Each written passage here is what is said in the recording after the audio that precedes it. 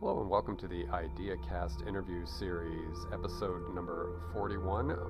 My guest in this episode is Dr. Donna Thomas, and Dr. Thomas is an independent researcher and part-time research fellow at the University of Central Lancashire in the UK. And Donna has a background in linguistics, language, literature, and social sciences in the areas of language use, narrative, and identity. Living experience, Donna suggests, is a valuable form of knowledge that can provide insights about the nature of self, consciousness, and reality. And Dr. Thomas's most recent work involves researching with children their unexplained experiences and the nature of self. Children, Donna argues, can teach us about the mystery of being human and aims to raise awareness of how children are often missed from studies concerned with consciousness and experience. So we unpack all of that in this conversation and a bunch of other interesting and insightful things. That is, if you are into discussions about children, consciousness, and ontological inquiry and metaphysical inquiry. So please feel welcomed to join us as an observer of this conversation, and I hope you have a good experience with it. And thank you so much for joining us in this conversation.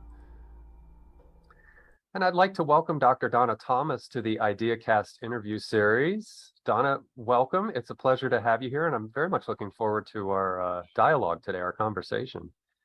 Thank you, Justin. It's such a pleasure to be here. I would like to begin in sort of a classic fashion, and let's learn a little bit about you in your background and your academic training. And we will, through the conversation, let the audience in on where you are right now. But let's get a little bit of a backstory before we get started on what brought you to where you are today, academically and curiosity-wise. Sure. So currently I'm a research fellow at the University of Central Lancashire, which is based in the north of England. And I work closely with a research centre, which is called the Centre for Children and Young People's Participation.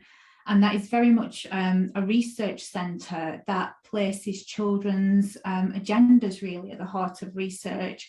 We work with many partners internationally and nationally, such as the Council of Europe, Barnardo's, Save the Children. And really it's all about researching with children rather than on them to get a very good understanding about what their concerns and agendas are. And we research so many things. So it could be health, environment, culture, education too. But I lead on a strand of research which is around exploring the nature of self and experience with children. So what you'll usually find in research with people, and particularly social research, is that we have very set ideas about who people are. So a very particular notion of self, and we don't question that. We just head on into research with that assumption, and then we ask for people's living experiences so that we can inform policy or practice or whatever the research is concerned with, on an assumption that people are individuals, mainly biological machines, if we go deeper into the narratives that are framing society at the moment. But what we do here is we try to drop the assumption, and the question becomes with children: who are you? Who am I? What does self mean? And we also look at experiences that are not often attended to in social research, which is the more unusual or anomalous experiences. So that's my work at the moment. I have my background is in linguistics and social sciences, and then moved more into childhood studies when I found myself more and more researching with children. I have experiences of my own from childhood that have kind of converged with the research that keeps the interest alive, if that makes sense. But maybe we can talk about that if it's relevant as we go along. So that's where I am now. I also do independent research and write public interest pieces for organisations such as the Essentia Foundation, Science and Non-Duality too. Yes, and I will have all relevant links for those watching down below for Donna's work. And I encourage you to, again, Essentia Foundation and Science and Non-Duality, they can be found on her website. And there's several articles there that would our general audience, they're approachable, and I would highly recommend you read them. In fact, I was reading one just a little while ago to sort of prime myself to get in the mindset for the conversation. And towards the end of the article, it was in Ascension Foundation, and it was talking about concepts of I, and I loved it. It drew to mind the idea of the Markov blanket when they were talking about the self inside the bubble, or the egoic self versus the self that is beyond that kind of bubble. And I thought, oh yeah, that fits well with that other sort of Markov blanket kind of analogy about how, say we're a localized whatever you want to call it, but for our sake, it's, a local locus of consciousness or something, or a locus of experience. And I love that the perspective that seemed to be being shared by children, that there is this transcendence in their perspective of this not being necessarily a complete cutoff locus. It is more expansive than that. So let's talk about that, since I just opened it up in that particular article that you wrote about. I think you were referencing another researcher when you were talking about that. Did I get that right? Or possibly, yeah. I think there's about 3 articles on there now, but I think I might the one that you're referring to might be one of the first ones, where the article was talking really about research that I conduct with children. And what that research is starting to reveal is that younger children and adolescents who have had particular kinds of experiences, not just conceptual idea of self as being more than this, centered and local notion of self, but much more interconnected, intersubjective, and in some cases, everything as well. And that depends what kinds of experiences that they have. So the article is referring to their experiences and their insights too, because they are 2 very different things.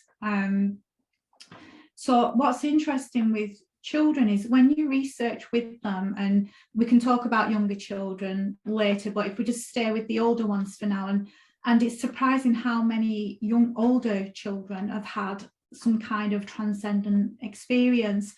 And if you look at the literature around transcendental experiences, and that's an experience where we come out of our usual sense of self, and we find ourselves feeling very connected to the world, to others, to the universe, and not just connected, it kind of goes beyond that, where you feel I am everything and the universe.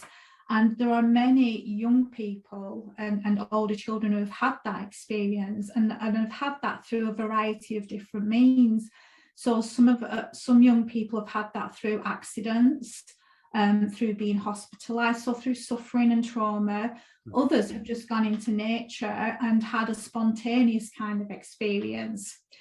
So when you're trying to research these experiences with older children and young people, what you often find is that these are experiences that transcend language. Language is very dual, it's very limited, it can only convey certain types of experiences, and it certainly can't convey these kinds of experiences. So they'll either draw the experience, they'll use other ways to try and convey that, but they'll also use the metaphors. And this comes back to what you were saying, Justin, is that the metaphors that they tend to use are, well, it's like I've come out of a bubble, or this is a mask, and they're referring to an ego self or a story self, or whatever term we use to talk about that small, that limited sense of self. So that's what the article was trying to convey, is that when we do this work, this is what we're finding. And in younger children, it's very difficult to try to get that assessment from researching with younger children, because they don't have that kind of metacognitive awareness to know that they've moved out of something and they're still moving into something in a way, but it seems to be a more natural way of being with younger children. So it was referring to that. Yeah. In reviewing and in researching you, I was checking up on Piaget and Lacan and a few other child psychologists, and you touched on something just now that reminded me of with Piaget, the 4 stages of cognitive development that are his, he posits. but it would be really neat if we could prime children to in their development to be able then to recall later when they do have greater forms of either using metaphor, symbology through language and signifiers and so forth.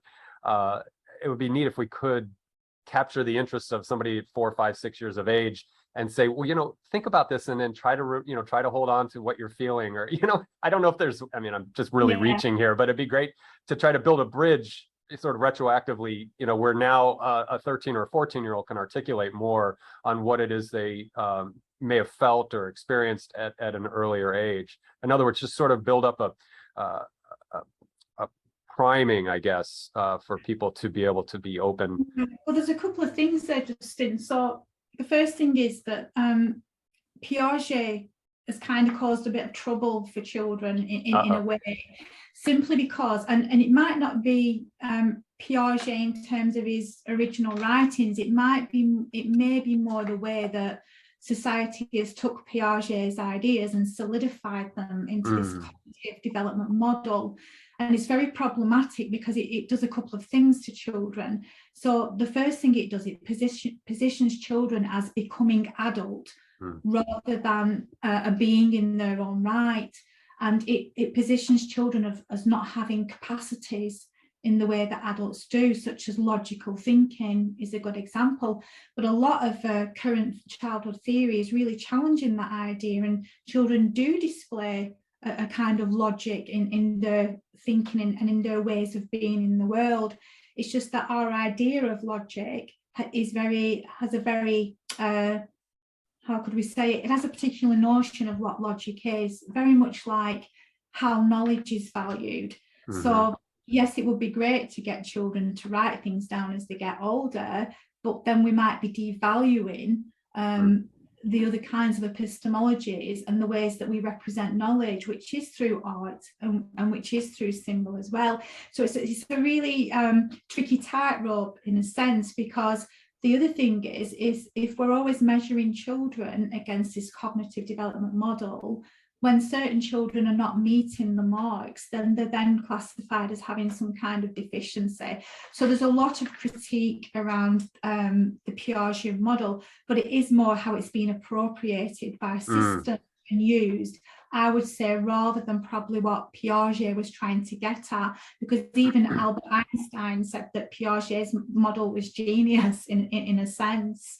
Yeah. And then it leads again to these questions around ego development and this idea that, again, children, they don't have capacities, to inform us if they've not yet developed this ego, or they don't have the capacity to transcend because they've not, all these are highly questionable. And again, the work's very embryonic, but it's raising these kinds of questions as we're going along as well, that challenges these conventional ideas about children, really.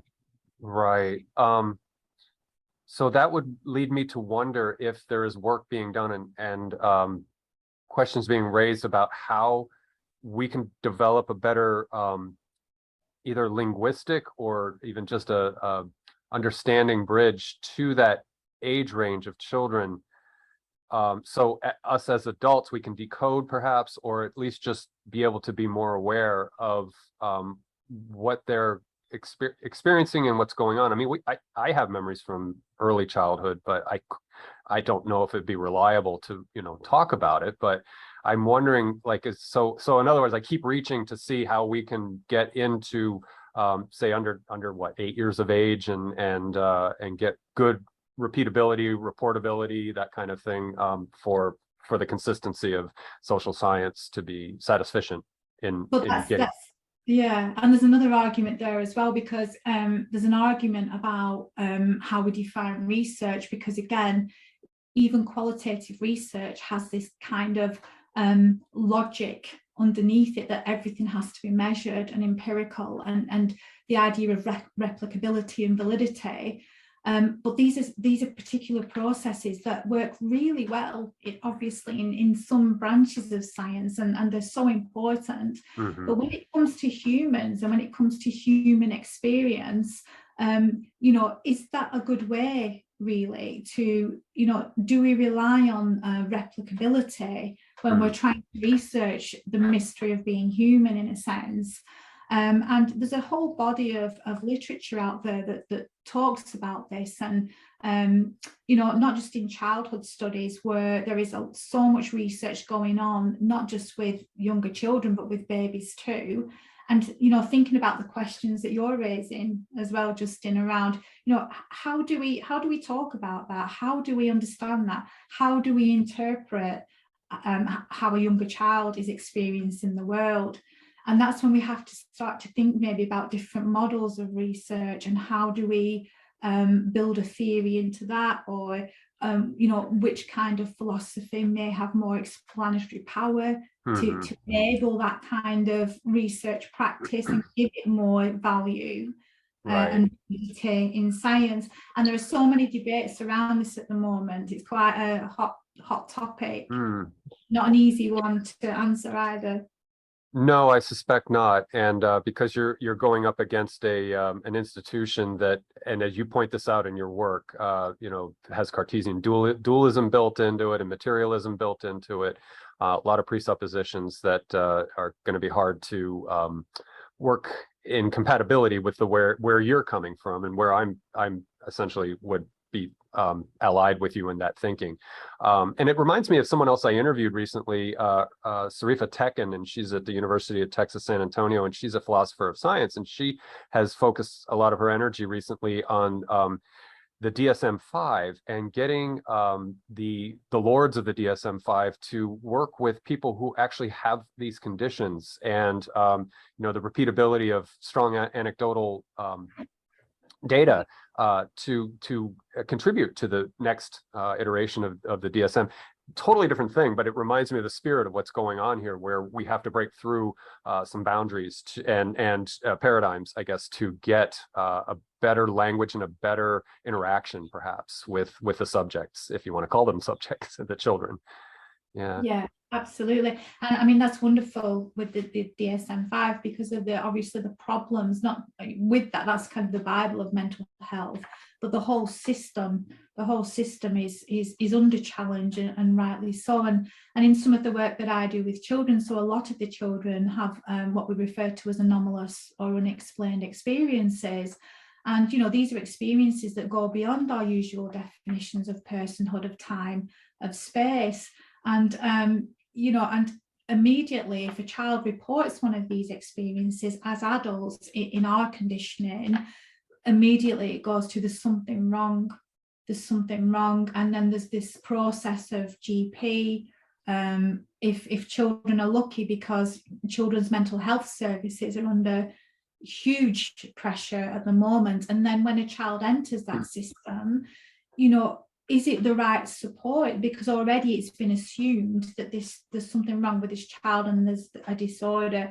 But actually, when you provide a space for a child to start to share these kinds of experiences, what we start to discover is that they're extremely common in childhood, and they carry a potential for well-being if they're responded to in a positive way by adults who are in authority around that child.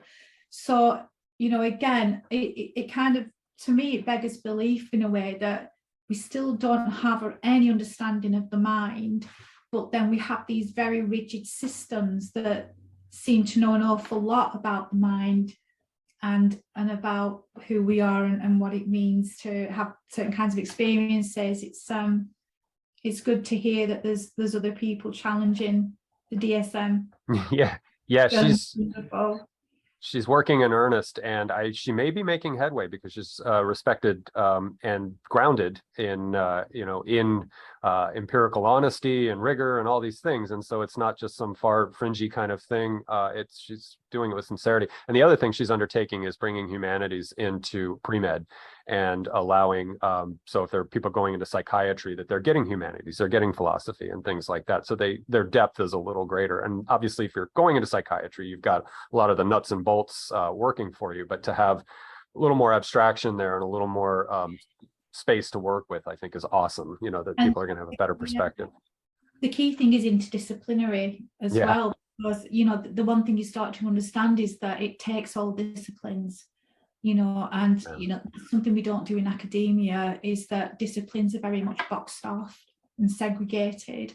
And this is my field, and we will look at things in this way. But to think about, you know, what it means to be human, the self, the mind, the nature of reality, I think that's going to take every discipline and a whole lot more, probably.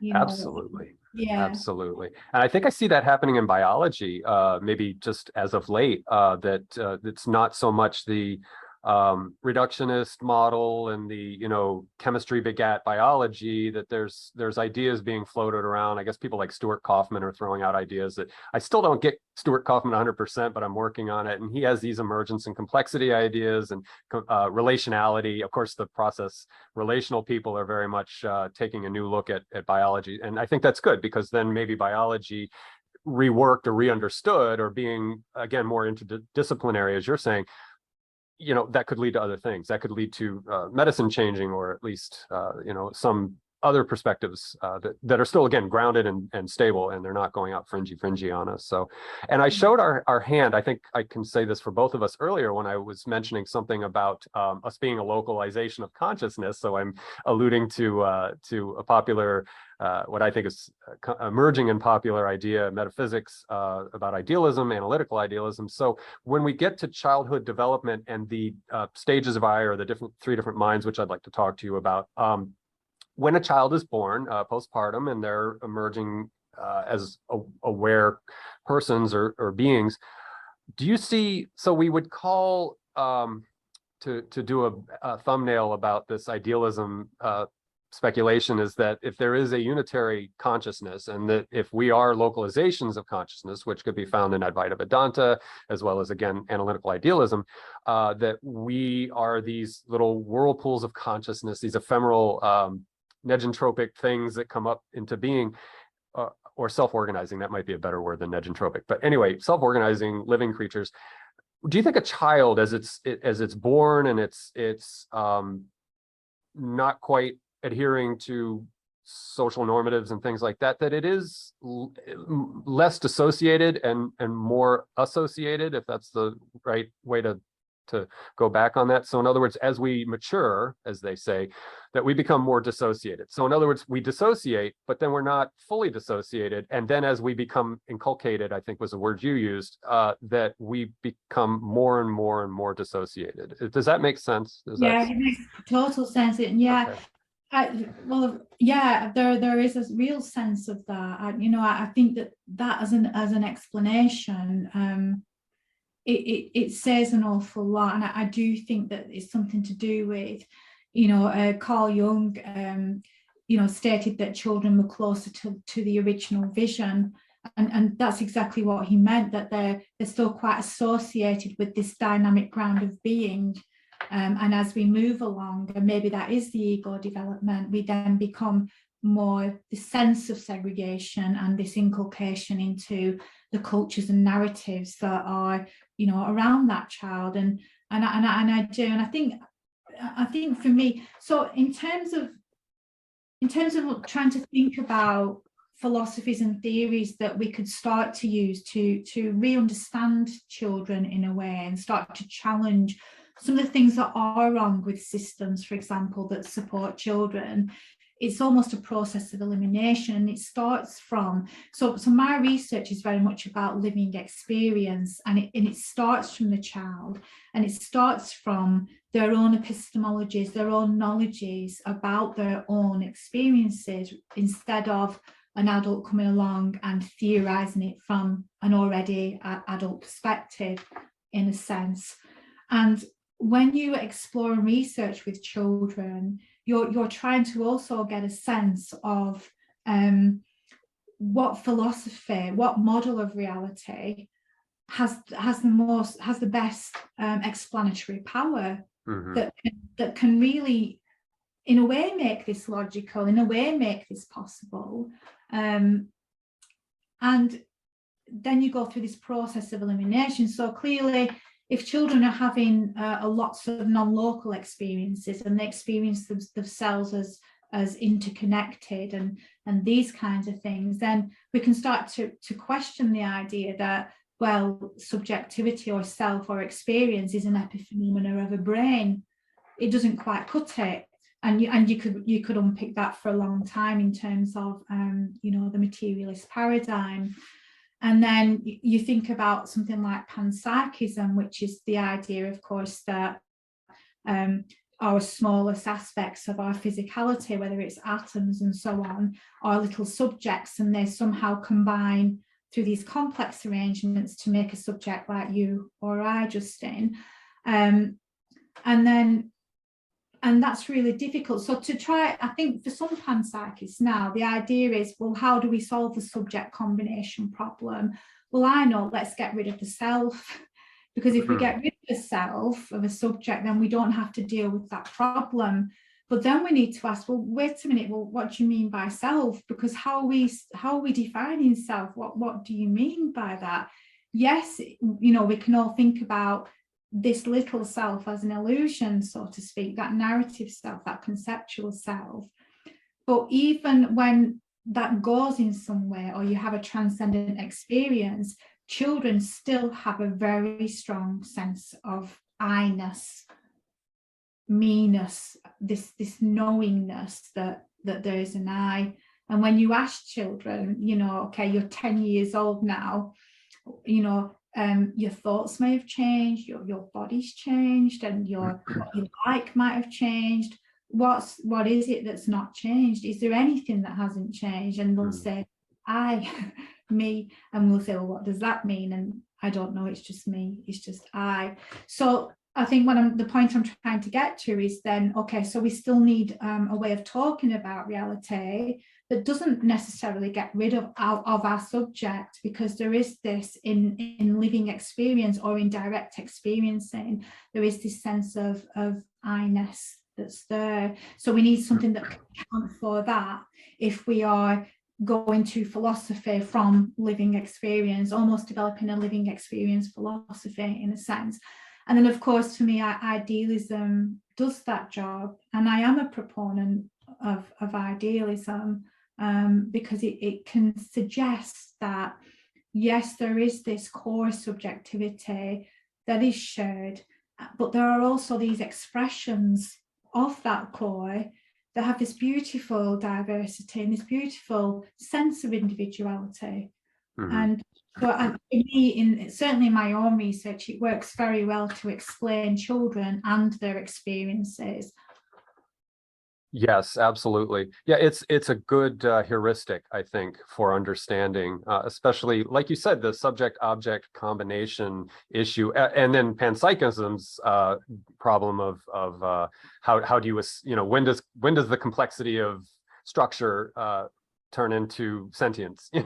That's a tough one. And I think panpsychism is interesting. There's different schools, I think, and Bernardo just released Bernardo Castro, who I've interviewed before, and you've cited in your interviews, just released an article on panpsychism, and I think he's addressing the problematic panpsychism, which tries to preserve physicality per se, marbles all the way down, and I think that one definitely, it's had its day, but I think, even Bernardo's admitted to a sort of top-down kind of panpsychism where all is consciousness, and so what we call materiality is just a third-person perspective of an inanimate, or rather a instinctual representation of that consciousness, if I'm saying that right.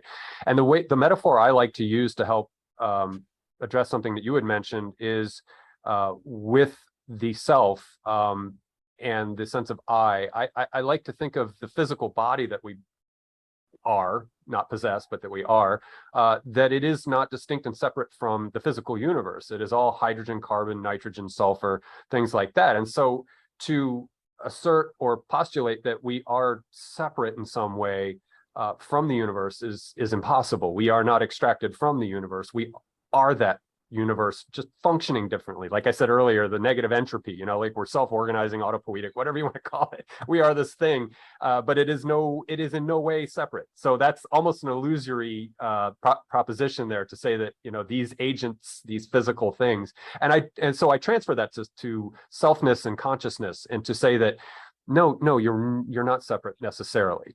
It seems separate, Yeah. and it should seem separate. You don't want to walk in front of a dump truck going 60 miles an hour to demonstrate that you are one with anything. So anyway, I'm rambling, but yeah, I completely agree with you that. And babies, I think babies might show us that in some way as well, because you know, I think you mentioned earlier Donald Winnicott talked about babies have an illusion of omnipresence. And that's really interesting because, you know, again, well, is it an illusion, or is this an experiencing of this omnipresence where you are me and I am you, and this kind of sensing from baby?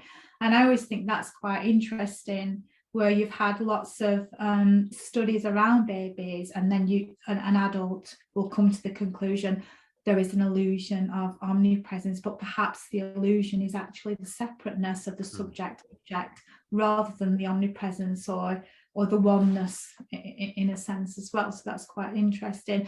And of course, and I think that's why you've touched on something why I think it is important as well, you know, a children's sense of individuality is extremely important in this world. Children have to have boundaries. You know, children need a good, strong sense of self in this society, especially. And I think that's also, again, why I really appreciate idealism and, you know, the particular kind of idealism, which is an objective idealism. So there is a world out there. It's not just in the subjective mind. It's the idea of the transpersonal mind that we're very much a part of. But I think it affords that opportunity not to dismiss, in a sense, the really important, again, beautiful expression of individuality. And that expression of moving and being in this world in a particular way. And somehow when we all get together, that somehow resonates from each other as well. And I don't want to lose that. I think that's just such a healthy way. And I think even more so at the minute when we look at what's happening in the world. So that's again why the problem I have with some writers at the minute, the panpsychist scholars who are proposing, well, let's just get rid of this self, and then we can solve this philosophical problem. Because I think for me, and especially in the work that I do, it's always looking to the everyday and the everyday lives of people too. And I think that happens in sort of Buddhist teachings as well, as they talk about the no self. And I think that has to be handled very gingerly, and it's maybe even needs to be put on a spectrum. And the same thing to the panpsychists who say, well, if we'll get rid of the combination problem if we can just take the self out of having importance or prominence. And so let's maybe put it on a spectrum and not be so binary about it. And so we could think of, in sort of the loftier moments of flow thinking and things like that, that the self isn't necessarily a self. But when you, again, are like you and I are having a conversation, and self is very important. I'm talking to you, you're talking to me, we're sharing ideas, and there's an audience out there, hopefully listening to us have the conversation. Love you guys. And that's, as you just said, it's essential. It's absolutely essential. So yeah, we cannot throw that out, I don't think. And it's just like the nihilism of what has been wrought of the Enlightenment project. We got a lot of great things from it, but we also got nihilism and meaninglessness and consumerism and a lot of other things. And that's something that is being addressed by people like Bernardo and John Vervaeke and a bunch of other guys, Greg Enriquez. Yeah, they're all working hard to clean up that one. Yeah, because that's I guess that's the dark side of that. That's the trap we could fall into, is that this sense of individualism in society, and that really does place us in competition with each other. And it is, I mean, Anthony Giddens said that we become the narcissists. And he wrote a lot about social identity, how it's very much in flux, it's fluid, very shaped and conditioned by those bigger discourses and practices and interactions, especially from institutions. So, it's a tricky thing, is social identity. But it places us as having this particular responsibility for ourselves, but not in a very productive way. So it's in that competitive way, and it's in that, if we think about self-help, for example, the craze around, I just want to do yoga to look good. Yeah. And it's a little bit of the same. I worry a little bit with the mindfulness coming into schools, because mindfulness is a beautiful thing, but if it's coming into schools on the premise that, hey kids, let's all do mindfulness and then your grades will go up, or you behave better, you'll behave in a way that we're expecting you, even though it goes against your nature as a child, your wildish ways, then that's where I worry, because there's an appropriation, there's the fear of an appropriation of some of these really wonderful tools, such as mindfulness or self-gnosis and these kinds of things, to be appropriated for these more capitalist agendas, like you're the future worker. Let's get these marks. So it's a tricky thing. So it's about keeping a sense of the individual, but with that absolute knowing that you're not really an individual, and really we're all in this together, and we're all part of each other in a sense, is really important.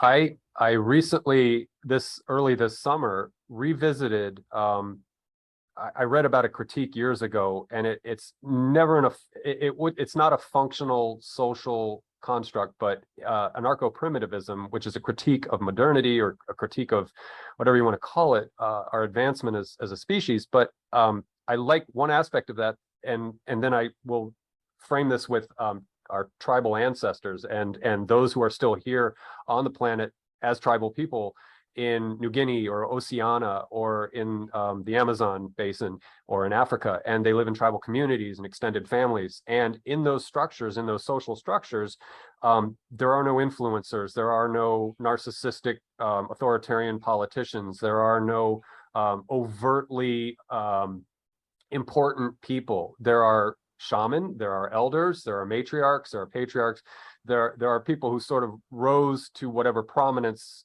levels are acceptable in those cultures, but there is none of that, what we see, I guess, in our mega tribal system that we have in modern so-called Western, so-called first world, or whatever you want to call it. But I love the impressions that I get from the cooperation that goes on within a unit of 50 or 60 people living in a small area. They all go out and do their work together. It's a very communal experience, and we could learn from them, even though they're living the same way that people have lived for 50,000, 70,000 years. There's a lot to be learned from that sort of cooperative synergy that's going on there, and the competition is against predators and maybe the elements, but it's not against each other per se. They're probably a little petty rivals, bickering, and teenage boys, trying to one up each other, but usually they go through initiation rites to sort of curb that a little bit. Like, you got to go out and fight something lethal to prove you're a man, or whatever it is. But anyway, that structure to me is very appealing. We can't revert to that, but we can learn from it, I think. It's very appealing, and these are peoples and cultures that have not lost touch with the knowledge. It's been kept alive. I think the unfortunate thing was with colonialism and for the Western countries to infiltrate that in a sense and contaminate that almost. And now we see many teenagers from these Indigenous communities who have tremendous problems that maybe wouldn't have been there without all that exposure to Western ways. And the initiation rites, and there's the elder who mentors the children. If we think back earlier to when we talked about children here in the Western part of the world that will have an experience that's considered unusual, there isn't a mentor, there isn't an elder, there isn't a community around that child saying, that's okay, this is part of who we are, and we're going to mentor you through that. And often when children go into crisis in these Indigenous communities, and they are seen through that process, they often become a really integral member of that society as they get older, like the shaman or someone. There's a chap called Phil Borges. He did an excellent TED talk on, I think it was called Psychosis or Spiritual Awakening. He was looking at comparisons between young people in the Western world and what would happen with them. Very same experiences, same quality of experience, same phenomena, but the way that these young people were handled, it made a world of difference. There is so much we could learn, but even the Western world has knowledge that we've just lost sight of. You know, even across Europe, the what they refer to as the old religions, where it was very indigenous and very communal with nature, for example, and we've seemed to have lost that wisdom. Yeah, everything was institutionalized through either the Catholic Church or after the Reformation, you know, Protestantism and so forth. And then, of course, they sent missionaries down to the tribal people, brought their, you know, good news or whatever you want to call it. That's, to me, that's one of the, I can certainly get in line with the critiques of colonialism, but missionaries, to me, just did so much damage. They destroyed you know, what was perfectly fine and functional, all because of irrational fears. So, you know, I try to reconcile with you know, living in a Western environment and learning to appreciate the Abrahamic belief system, but I also have to sort through that kind of thing and just say, oh, you know, that's not a shining moment in our history necessarily. So so I want to ask, the work that you're doing, I'm sorry if I'm just going to change our trajectory just a little bit. The work that you're doing, is there a deep history to that kind of work? I know child psychology, you know, has probably been around since what, the early 20th century, or at least focusing on children's behavior. So is what you're doing relatively nascent, or is there a lineage there in what you're doing? Yes and no, because okay. I think it feels the work that I'm involved in is very interdisciplinary. So I've had to become a student very quickly of things like philosophy, learning a little bit about quantum physics, learning even about art and these kinds of things, just to bring a way of doing research around exploring the nature of self-experience and in some ways reality. And, you know, trying to create spaces where children can be philosophers too in this. So it's not just so much about research, it's again about creating spaces for children as philosophers. So really, I'm kind of a weaver when I think about it, and I'm putting this tapestry together. So yes, you've got child psychology, because in a sense, you're challenging the mainstream, certainly, child psychology. And again, these Piagetian ideas about a child moves in a line from A to B, and by this age they have to have gone through this motor development stage, and so on and so on and so on. And that's still really prevalent in systems, and not just in health systems, but in school systems as well. So it takes a bit from there. It is social sciences, because it looks, you know, within this work, it's about looking at representation. It's about looking at how children are conveying their own knowledges around their self and their experiences. So when we're looking at just let's just say the standard narrative, so of course the first thing you do with children is you do have the conversations around, you know, what have you been up to? Who are you? And by default, when someone says, can you tell me something about yourself? We will go into a default narrative. Well, my name's Donna and I'm a researcher, like we did at the beginning. And what's really interesting then is that you can look at that narrative from say a discourse analytical perspective and look at what other voices are in that narrative where the child is kind of revealing their identity. Well, you can see influences from, like, discursive influences from social media, from mental health. They can bring parents' voices into their narrative, to their story. So that's a really useful way for looking at identity and looking at self, because clearly as the research moves along with that child and they start to then talk about the more unusual experiences that are not going to school or hanging with friends and things like this. Well, now they're talking about, well, actually, I had a conversation with my grandmother who's dead, or I have out-of-body experiences, or I have premonitions. Then what happens is the narrative loses it goes from A to B in a chronological, linear. Now it becomes a bit more spatial. Now the narrative breaks up. Now we need to start bringing art and symbol, and then the metaphors come in, because again, we're going beyond language. So that's just another example of another discipline that comes in, which is linguistics or discourse analysis, to look at those movements in terms of representation of experience. And then, of course, we're looking at philosophy. So it's about which philosophies carry more explanatory power for these kinds of experiences and ways of being, because self is the big thing here, the important thing. So, and there is a history of children in parapsychology, but compared to adults, it's very sparse in a sense, and children were included in these kind of psi experiments, so they were researched on. And I think Susan Blackmore published a paper in 1980 that showed that actually we can't replicate these experiences with children, so that the results weren't consistent. And it was something about pointing to just this kind of research work well with children, because what happens in psi studies, or especially of the past, is that they just look at a cause and effect experience, and they're not considering the environment and the other influences that are around that experience in that moment.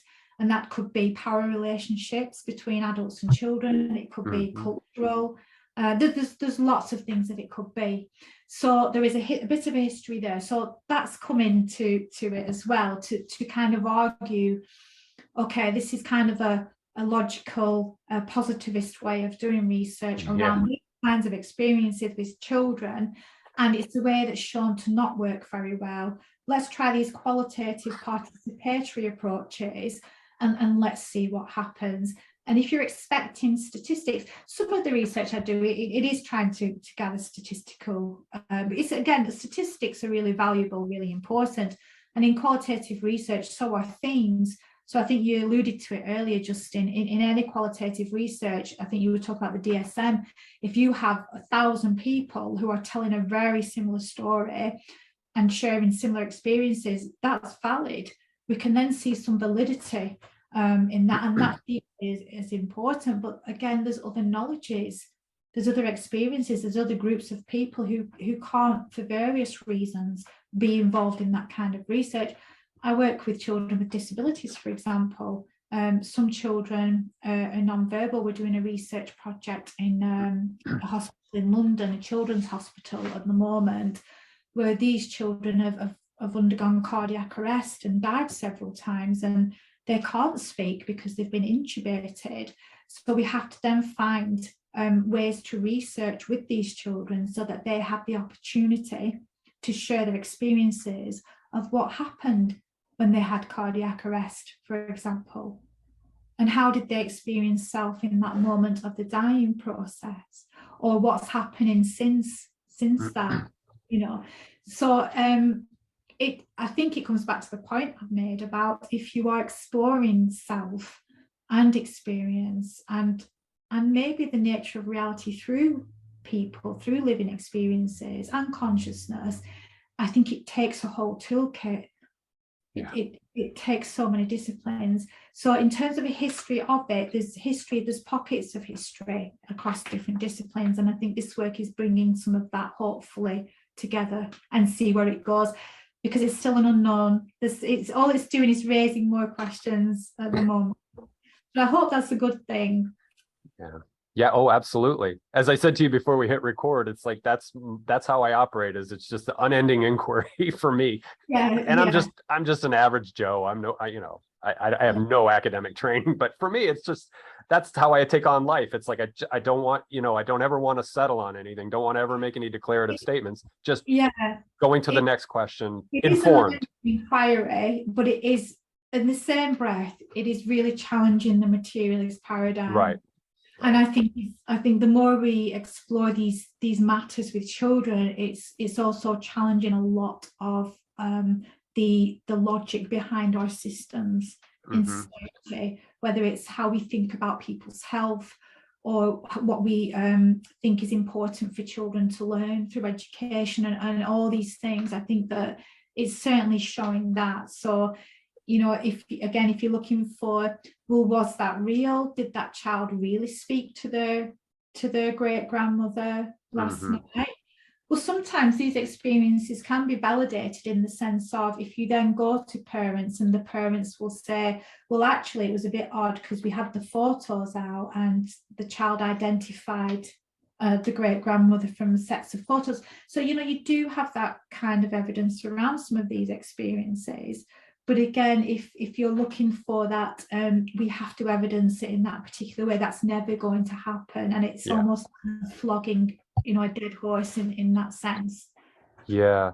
And to touch on that, one of my favorite phrases or aphorisms is the plural of anecdote is data, which Ray Wolfinger, I think you can credit for that. And with exceptions and with certain caveats, I think the plural of anecdote can be data. You know, repeatability, again, allowing for certain eliminative thing, you know, criteria, whatever, you know, to keep it rigorous. But yeah, I absolutely believe in that. And again, that was with Sarifa Tekin that I mentioned earlier. She's keeping that in the fore when she does the work. And also, when you mentioned cause and effect, it reminded me, you had a phrase that you used in an interview called transpersonal reflexivity.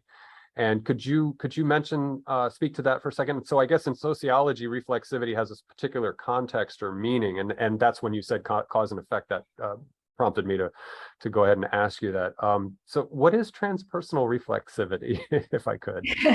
Well, so reflexivity is kind of the acknowledgement that we can never take the subjective out of any research, even the most laboratory based. I mean, even quantum physics is trying to point to that now in sense of the observer effect. So it's a very open recognition that as a researcher, I'm coming to this research with certain values, with certain sets of conditioning, and with a particular agenda, and that's, you know, it's normally the research agenda. So it's kind of, so your usual reflexivity, it's taking the social and political elements of who you are, going in there and putting them on the table and saying, okay, I need to be aware of this, and I need to try to make sure that this is not going to influence the research in any way.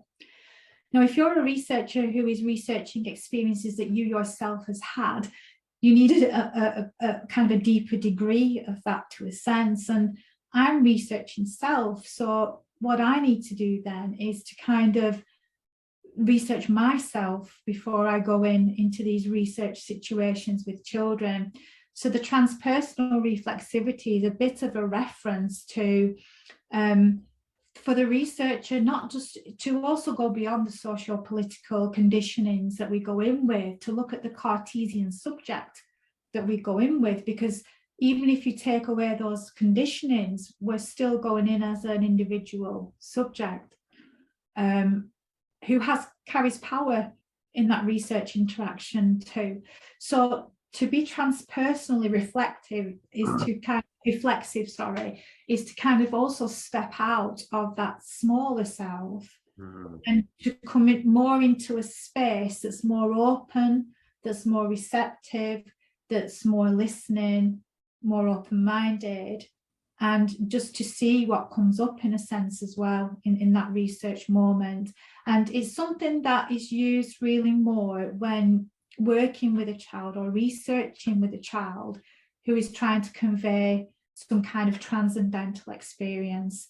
So, for example, an older child who's been in hospital, and this is a real example, and I'd never reveal names and things, but was in a very sticky situation, had tried to commit suicide, was poorly, and had a moment in hospital where she suddenly experienced this gratitude. And then she's trying to describe the gratitude took her out of this self, this smaller self. And then she had a set of experiences what, she couldn't describe, and she couldn't.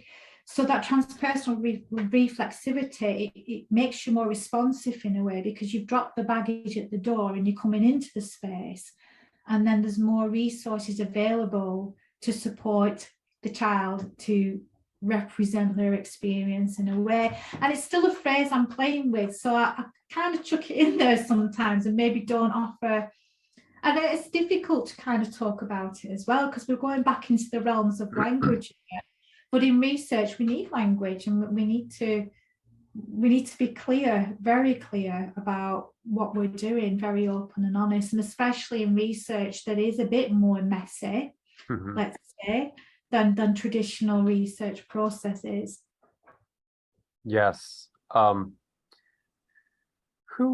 I like that definition. And I like that because I always, when I enter into reading scientific findings, I like the idea of epoche. When, is a researcher, as you said, leaving the bags at the door before they go in and do anthropology, or they do even physics, right? So somebody who's wedded to physicalism, doing physics, there's presuppositions, and can you practice epoche or suspension of judgment before entering into pure science?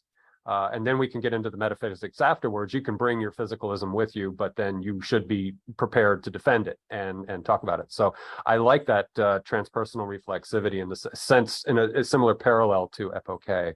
I think that can be an effective tool in your toolbox for doing work. So I two little childhood experiences I'll share with you, and then I'll ask you another question that you might find interesting. And I don't, I've told my wife about it, but I don't really tell too many people. When I was an infant, my first memory of being me, I remember there were two women looking into my crib, and they were speaking kind of like that patronizing gobbledygook that, oh, aren't you the cutest, I pinch the cheeks kind of thing. I can remember I was less than a year old, and I remember looking up at them as I was in my pram or my crib or whatever. And I can remember thinking, I had a thought that this is not my language. And so I'm saying this in English now, but whatever it was that I understood at that age, and to this day, it always fascinates me that, well, what was my mode of communication then? Or maybe it was just a neutral term. It was just that I don't understand, but I still had the means to have that interior conversation. So to this day, I always found that fascinating, and that I was able to have that thought, as a brand new person, So, and then the second thing, you talk about, talking to the dead, the deceased relatives. We moved into a house in 1972 when I was 2 or 3 years old, and there were 2 floors. And not long after having moved in, my mother looked up the stairs, and so there was a set of stairs and then another set of stairs at a right angle that went up to the attic. And I had my head cocked towards the right angle, but I was at the top of the first flight of stairs, and I was talking. And so my mother down on the first floor looked up and she goes, "Who are you talking to?" And I looked down at 2.5, 3 years of age, and I said, "To the nice lady on the top of the stairs." It scared the shit out of my mother. She's like, because a woman had died in the house, and we bought that house from, the family of the deceased woman. So apparently I was chatting with somebody, at the top of the stairs. And you don't I don't think, and you would know better, children really confabulate at that age. I think we're very honest at 2 and 3 years of age. We just sort of describe. Yeah. So, and I don't, whatever it was. And I did live in another house that had a really dark, whatever you want to call it, to it. And so I'm not going to say I believe in ghosts, but I've experienced stuff that, science or whatever logic can't really necessarily explain. But that was cute. I was up talking, and she was nice to me, I guess. I don't know, this person, whatever it was. It's very common. Everything you've just described is a lot of what comes up in my research with children.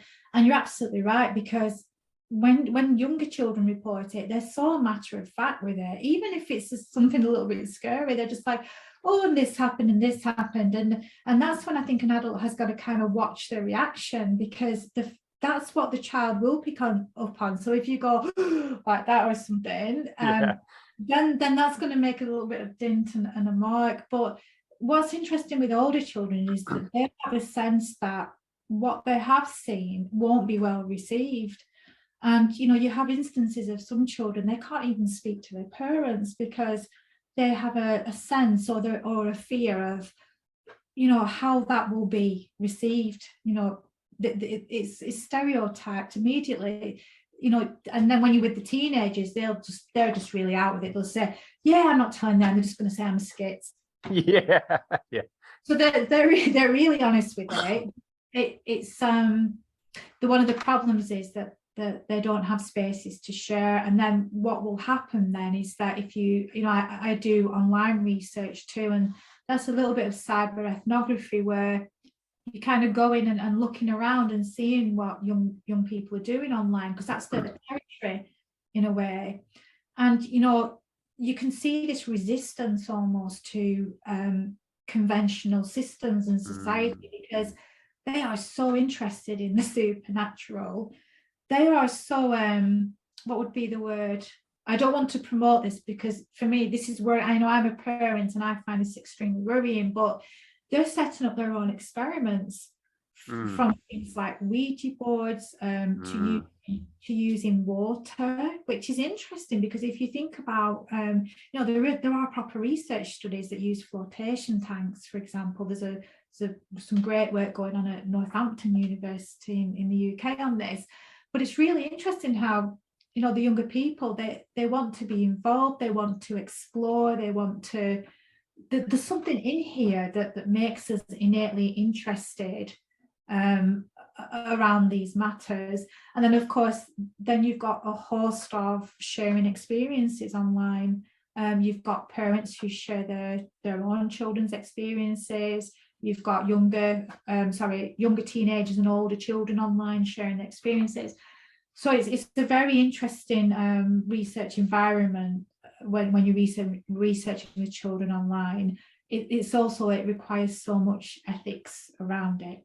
So I'm not a researcher who'll just go on and take what people say. There's a whole process to it in terms of looking at the regulations on the platform, contacting administrators, and then contacting the person and saying, this is so interesting what you said, do you mind if I take this and it's going to go into a database? So, we are creating a database at the moment of experienced children because, and that is more empirical, if you like, because it is about looking at frequency and statistics and, what's going on here. And if all this is going on, why are children very quickly being pushed into a mental health system when you've not even asked children what this means to them, or we don't really know what these experiences are?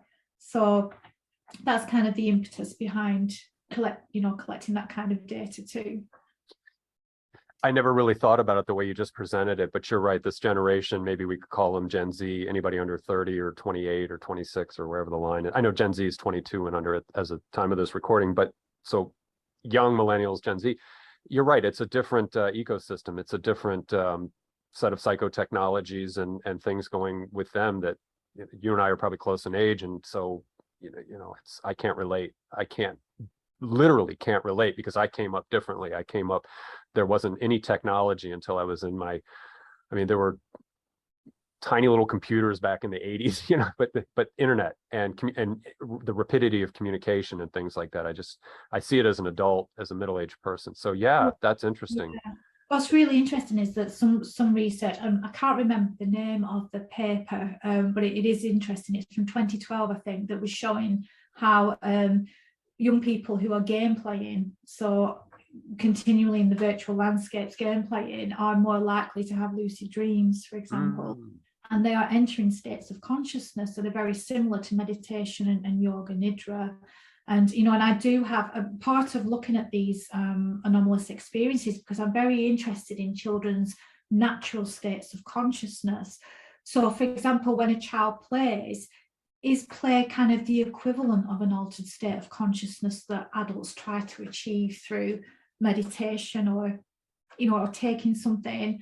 Can children naturally enter into these states, for example, and then be more associated to this larger field of being, of subjectivity, especially if we think about if a child is a private qualitative field or a whirlpool, as you were saying earlier, and that's quite porous in a child because they haven't quite been as inculcated as an adult, and surely they have more access to these transpersonal or larger subjective fields, and that's where it starts to make more logical sense rather than, well, that's ridiculous, or it's almost like two different worlds interacting.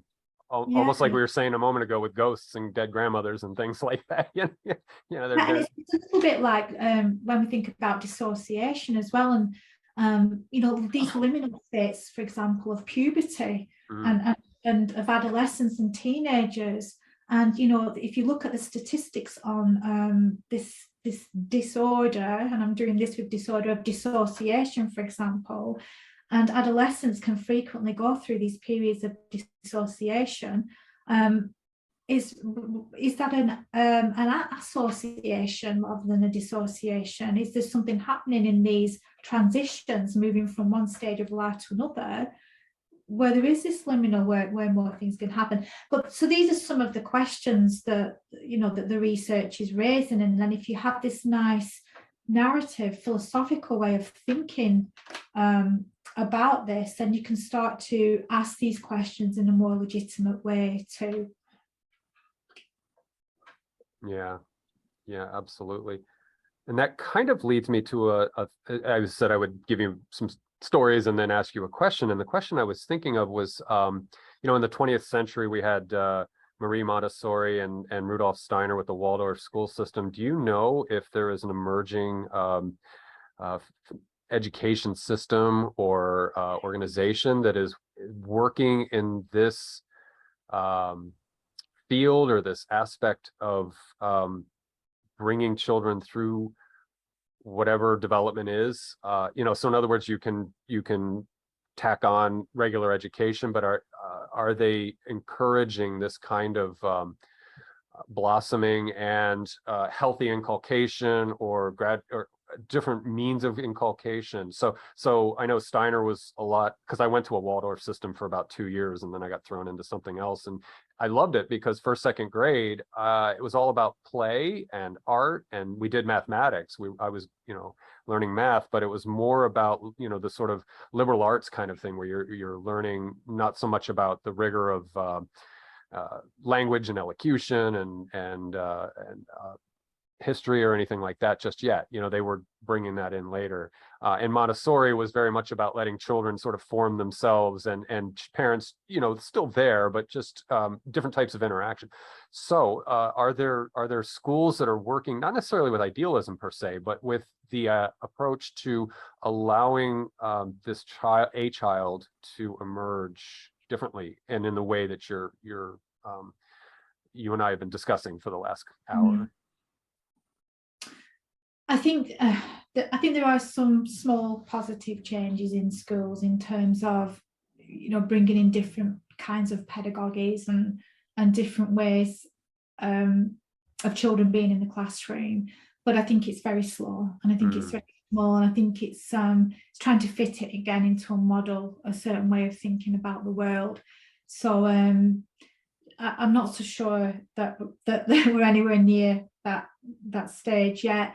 I mean, interestingly, I don't know if you've come across Fred Matzer, who's, So Fred and myself have just been into a school to have some philosophical discussions with children aged between 5 and 10 years old, which was a wonderful experience. And it wasn't so much research; it was more just to see what would happen if we position children as the philosophers and we ask them some philosophical questions, and that was just such a lovely experience. But and that will be out as a documentary, actually, hopefully in the next couple of months. Neat. Yeah, it'd be really nice. I've lost my thread a bit. That's where I was going about change. What was really fantastic from that is the teachers. The first thing they said is they could not believe, especially with the 5-year-olds, they could not believe the wisdom that was coming through these 5-year-olds that they see every day, and that they just deliver this obviously set curriculum which they have to deliver. They just couldn't believe what they were hearing. And what they're going to do is they're going to make some change to their curriculum. So once a week, that what they'll do is they'll have this space just for philosophy and big questions, and using art, you know, and all these kinds of play and all these different kinds of modes of communication where children can really express themselves in a very freeing way. So that was fantastic, that just that one workshop and that kind of documentary video has made some kind of change in that school.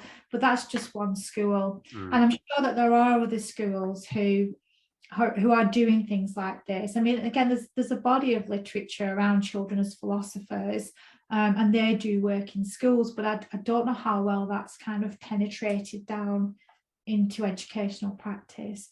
But it's like everything, it has to transform. I think for me, until we get a grip of this paradigm and challenge it and in some way start to move towards a better one, a more meaningful one, it's not going to change till that changes. Yeah, absolutely. And I just thought of that phrase, the child is the parent of the person. I'll say it in a more gender-friendly way. You know, I think formally it was the child is the father of the man, but you know, the parent of the person works too. and I say that in the context of you know, we are still those people, the 4 and 5 and 6-year-old.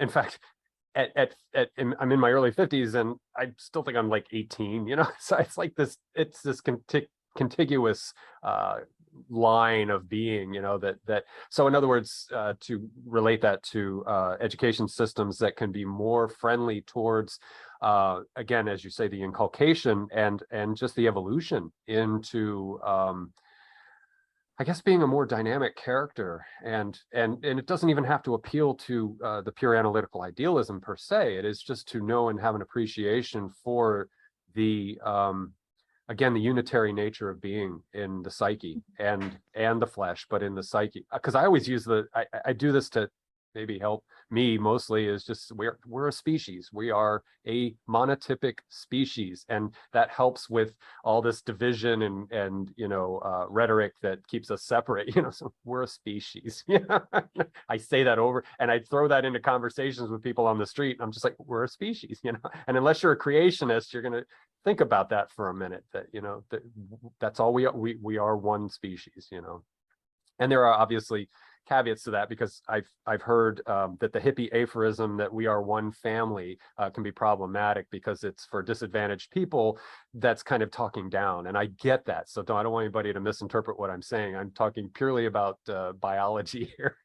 We are a species, and we need to, you know, learn to thrive as a species. So I bring that back to the idea that we are one in the sense, in that sense. So.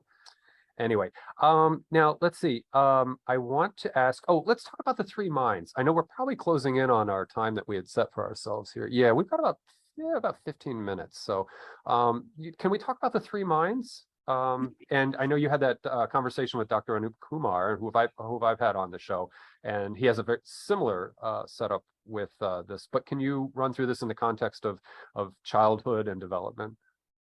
Yeah, so for my work, it wasn't so much 3 minds, it was more 3 selves, not 3 selves, but 3 senses of self, which is different from saying these are 3 different selves.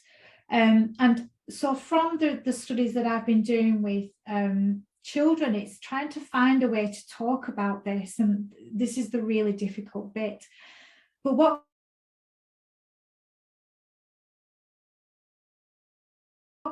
comes out strongly is that children self, there seems to be these 3 aspects or senses of self that emerge from research with children. So the first is what we refer to as the conceptual self, which is what I talked about earlier. It's that narrative, it's your name, it's your friends, it's what you enjoy. The second one is the transpersonal self, and that comes about when children start to try to talk about their unusual, exceptional, or unexplained experiences, because when they start to share those experiences, they're also sharing a self that is not individual anymore. It's very connected. it's in the transpersonal field. Processes are things like telepathy, for example. So they're really revealing these very subtle connections. And so we refer to that as a transpersonal self. And then what kind of holds those two things is this field of subjectivity that we've alluded to earlier, that children didn't have words for, but it's that I-ness. It's coming back to that I-ness, that was just, didn't have any words, didn't really exist in space and time and so on. And we just referred to that as the knowing I, but that's kind of a field of shared subjectivity.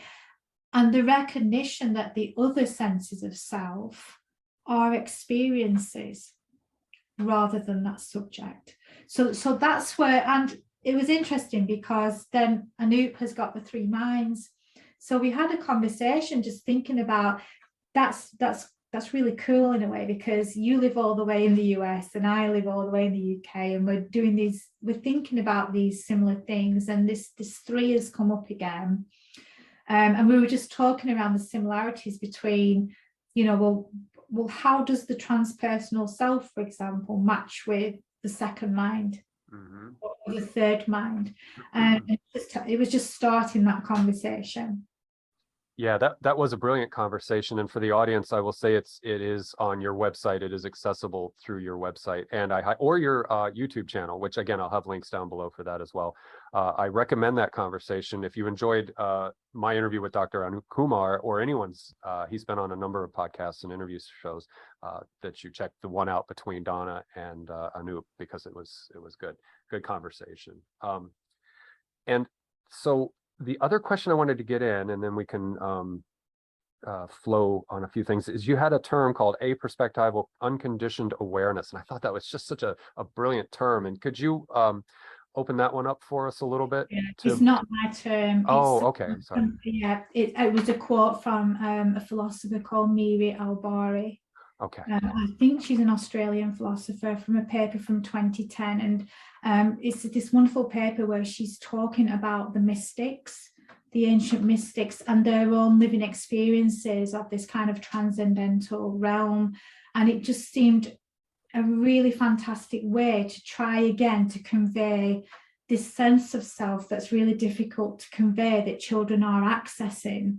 And it's the idea that I guess it's almost like a witness consciousness. So it's that part of self that is witnessing our smaller sense of self, that is that kind of that conceptual sense of self, that narrative, that thing that is an experience. And when I look at the writings, the philosophical writings around let's get rid of the self, there's this sense that it's that's being gotten rid of, and it's always that conceptual and that smaller self that is the thing that we'll get rid of, and then we've solved. It's the definition. It's that definition, and I think Dan Zahavi, he's a philosopher around the self, talks about this around. We still don't even have any agreement about what we mean by self, and it's extremely problematic. This is true. We have to, I guess, we have to have a common language or a common understanding. Yeah. For that. Yeah. And are you hopeful for that? I mean, are you seeing light in that at all? In agreement or just dialogue? No. Strawson calls it, Galen Strawson calls it the festival of misunderstandings, and it's the best term I've ever heard used. Yeah, I like that. What we talk about. I have a sense when most people talk about self, it is the sense of the separate, the individual, the illusion, the narrative, and it doesn't really go beyond that. And I think even when people, scholars move towards an idea of a field, I don't think it has subjectivity there.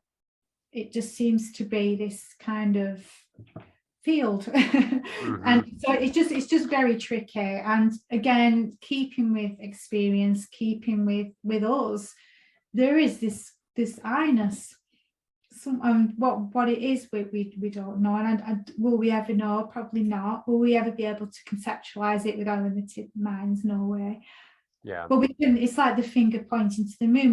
We can hopefully point in the right direction that can get us into a more stable and happier world, hopefully. Oh, absolutely. And I think that, and I used the word satisfaction earlier, I think the greatest satisficiency that we can arise to is to have, as Bernardo likes to say, a useful fiction that has utility, and it has explanatory power, that is not terribly controversial. I think that's doable. I would, and again, I don't know anything, I'm a layperson, but in my limited perspective, I think folks could arrive at something like that, and then save the other, like, deeper conversation about selfness, I-ness, ontology, all of this, telos, all that other stuff. Let's cut to the chase more, as we are in times of uncertainty and so forth. The salve of understanding, of working definition of self would have a salving effect on some of our things that we're working through, ideas that we're working through, in terms of mental health and flourishing and well-being and things like that. So here's to that. I guess. Yeah. Here's to that. Just winding down the festival of misunderstandings to just reach some, again, and I interviewed a guy named Adam Kahan, and he has an organization called Rios Partners. And what they do is, they're called facilitators.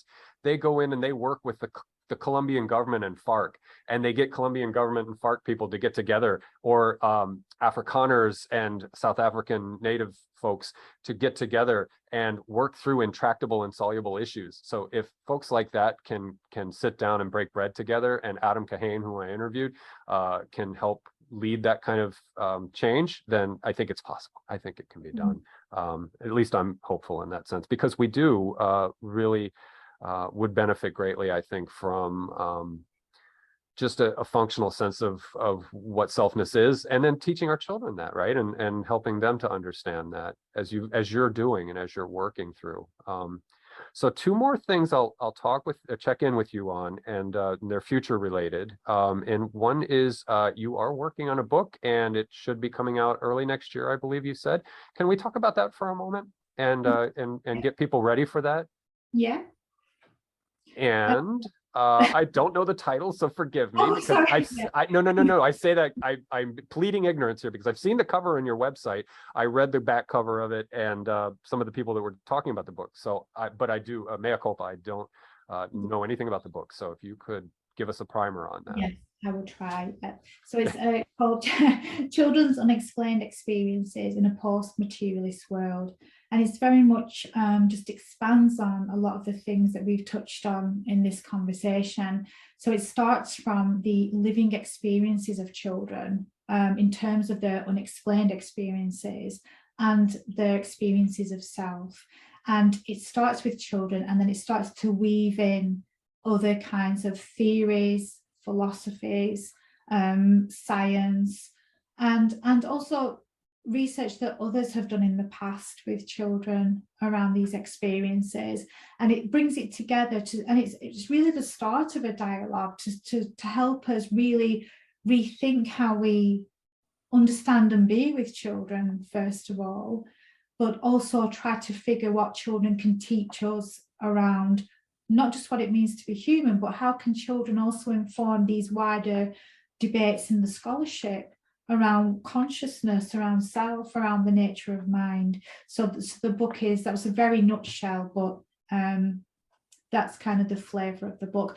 And that's out for pre-order in about 8 weeks, and then should be out spring 2023.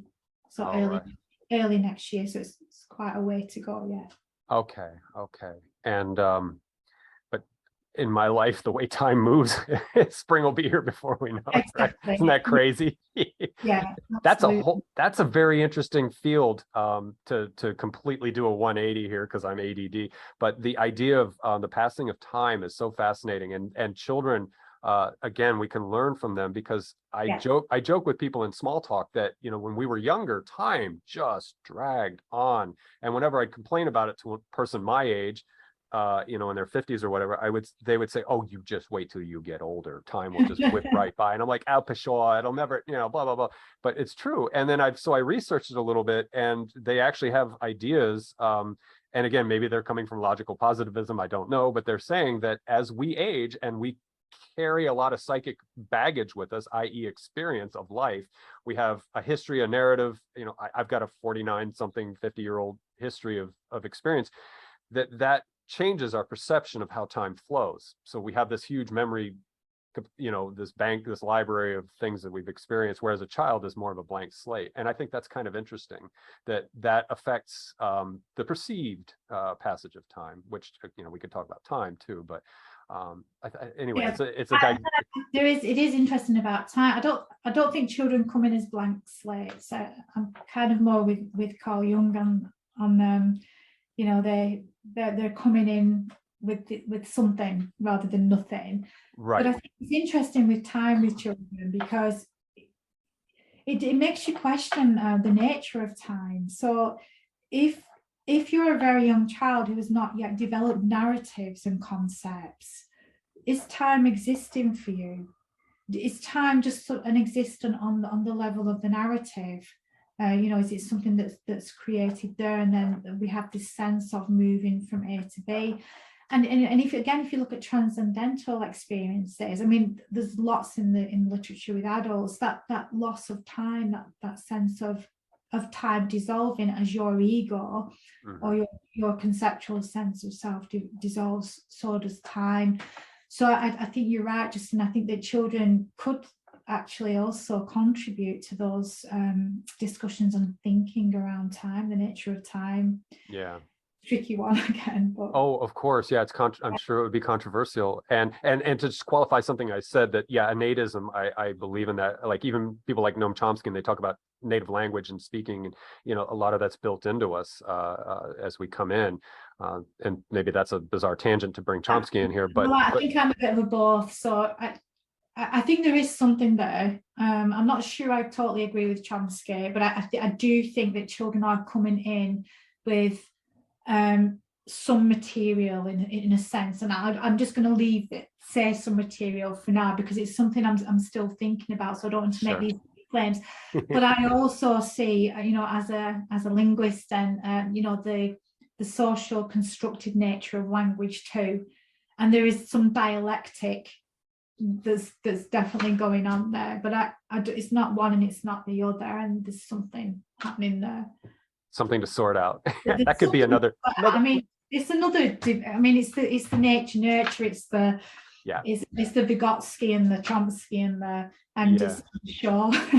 Well, the only reason I give Chomsky credence on that postulation is, or his ideas, is that, again, I told you I was like 8-9 months old, and I was cognizing, I was thinking in a narrative sense, and that doesn't get talked about much. And I think it's the biological that throws me off. I think it's very biological. But if you think about the collective consciousness, and then if you think about theories that are not accepted yet, and I say yet in mainstream, such as perhaps Rupert Sheldrake and morphic resonance and these kinds of ideas, or the ideas that we are whirlpools or private qualitative fields, we can then start to think about reincarnation, for example. So what are these pre-existing patterns that children may be already coming in with, and how do they intersect with things as the children is growing and blossoming, developing? So that's what I mean. There's questions being raised all the time, but they're good questions, they're challenging questions, and they're necessary questions too. Oh, absolutely. Absolutely. Yeah. And I think I lean with Bernardo. He gets pressed a lot for reincarnation. And I used to kind of give it a lot of space, but I think I like the way he addresses it. And I'm aligned with this now, in that, there's permeability in retained experience, if we could call it that. Some people would go as far as to say an Akashic record, or a field of lived experience having been uploaded, if you will. And I just like that there's a permeability there. So if a child comes into life and remembers comrades from World War II and can point to pictures, that's Joe, that's Steve, I just think that's a permeability there. I don't buy into the agency bouncing back and forth. Maybe it is. I'm agnostic, but it's like, I like the idea that it's just this, the information is there and some children pick up on it and they can talk about things that happened to other folks and other in embodiments and things like that. So I think that's a more elegant way of putting it too, because God knows, and I'm with Bernardo too, I don't want to survive this body. I don't want to be me past this body. And I know I'm getting weird, but it's like, I agree with him. I would not want to be me I hope when I pass, I'd love to know that my experience is helping contribute to something, but beyond that, well, let me just die. Well, a good way is to inquire into that me that you've just referred to, and I think that's always a good start for those kinds of questions. Yeah, absolutely. So one last quick question about the future, and that is, you had mentioned in a recent interview that you were working with veterans, and I found that intriguing. Can you talk about that, or is that something you're working on and that you can talk about later? Is that something we could talk about now? Or that's not quite started yet. Okay. If I bring you on, for another interview, perhaps. Sure, yeah. That's something that's getting off the ground, and it's not got off the ground. For I think, things like the pandemic and all these kinds of things have kind of just set some projects back, but it's certainly something that we want to do. And of course, we'd love to talk about that. Yeah, when we get together again, if you can, that would be neat, because my heart goes out to people who have served, and my father was a combat veteran, and so so I'd be curious to know about that. I'd be interested in that. So for sure, Donna, this has been on my end, it's been a wonderful and informative conversation, and I hope you enjoyed our time together, and I hope the audience, those of you who are watching, I always joke, like, those of you who are still here, I keep about 10% retention. So big ups to you guys for staying and listening to this conversation. I hope it was beneficial to you, but I do hope you enjoyed your time spent in this interview. Very much. Thanks. Oh, good. Absolutely. It's been an absolute pleasure for me. And so I thank you for your time, and I thank you for your sage, and I'm behind you and supportive of the work that you're doing. And I look forward to a future where you are endeavoring to provide us with more information and insight about the nature of our younger selves and the selves that are still young right now.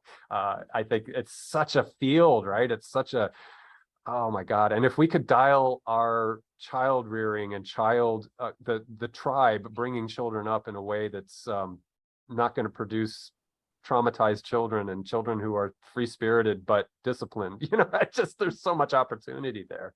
And so thank you for doing that work. Thank you for Thanks, Justin. Breaking into that and doing that. Yeah, I think it's just so essential. I mean, it's our future. It's what we're doing, to make life better for the next generation. So thank you for that. I appreciate that. So I will say goodbye to you after we stop record, but to the YouTube audience, thank you very much for your time as well. I very much appreciate your viewership and support by watching these videos. I thank you and bid you a good day. And so again, Donna, we'll say goodbye at the cessation of recording here, which I'm looking for right now. All right. Bye, everyone. Take care. Thank you.